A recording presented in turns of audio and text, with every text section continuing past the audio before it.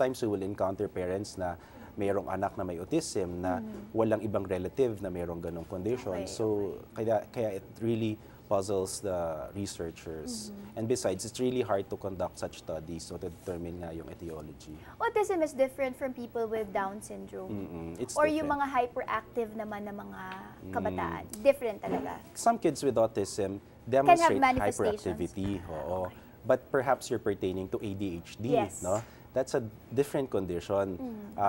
They share common behaviors such as hyperactivity, inattention.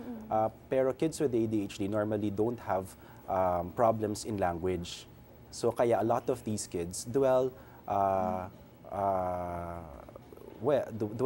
they perform well in regular schools, with some modifications in the curriculum. Okay. Now, what other parental concerns should prompt a healthcare provider to evaluate a child for this condition, autism? Normally, parents consult health practitioners when they notice that the child's language is delayed. Okay. And when the child's interaction with his peers is very limited. Professor, if I may just butt in, Yeah. What age range should they be bothered? Some people kasi medyo talagang delayed. My brother started talking at 8 na yata, grade 2 na yata siya. Totoo yun. Tama yun. Kaya normally yung autism, nabibigay yung diagnosis na yun when the child is at least 3 to 4 years old. Pagka school age na siya, and that's when the teachers and the parents will really notice how the child's language is compared to other typically developing kids. Pagka yung bata, younger than that, the doctors are normally more guarded in giving the diagnosis of autism. So they might just give an impression na mayroong language delay. And yung intervention naman for language delay is non-invasive. You just give language stimulation techniques, you do play therapy. So, tama yung observation. Hindi na dapat maging quick naman tayo na judge na yung bata may autism siya, kumati pa talaga siya nagsasalita. Lalo na kung bata pa siya. So, when the parents notice such behaviors, I really encourage them to consult professionals para maka-receive din ng proper intervention. Kung di man autism yung condition nga ng bata, makabibigay ng ibang interventions na appropriate. Now, for the teachers then, kasi there are some kids who manage to be mainstreamed in preschools. True, yes. Oo, tapos the parents, hindi naman nila mapapansin, lalo na yung mga first-time moms, first-time dads. So, if the teachers notice behaviors like inattention, delayed speech, difficulty in comprehension. Sometimes, if the kids have stereotypic behaviors, they can refer them to doctors like developmental pediatricians. How about confirm this, Professor, if this is correct? Children ba with autism? That's why, di ba, they say nga, parang they have their own world and they're happy in that world of their own.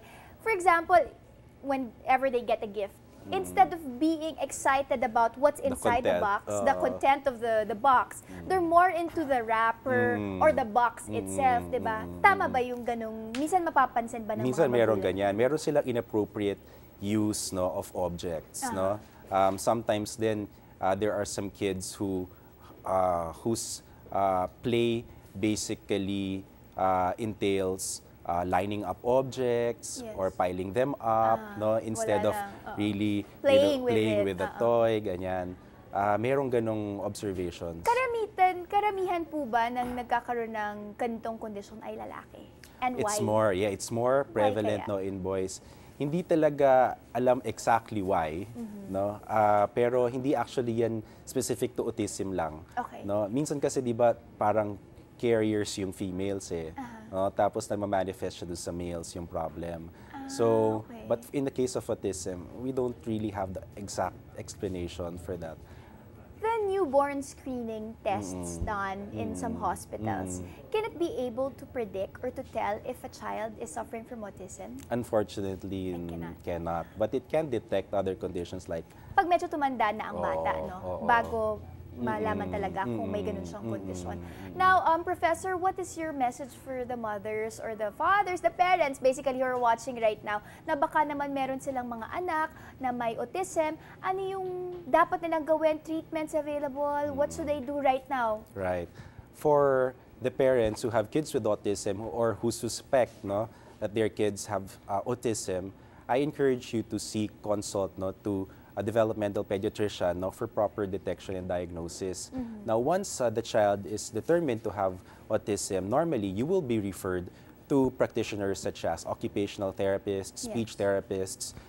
For education, if the child isn't ready for mainstream schooling yet, perhaps you can start with... But they can be. Yes, especially those... Once they've undergone therapy, yeah? Right, they can. In fact, as much as possible, we would like the kids with the autism to be mainstreamed in regular schools. But we have special schools for kids who really have difficulty coping with the regular curriculum.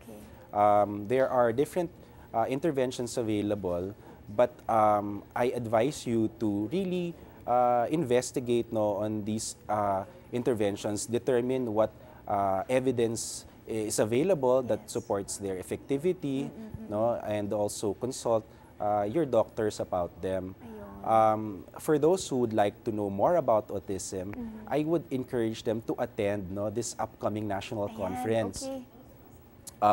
It will be held at the SM Mall of Asia Convention Center on October 24 and 25.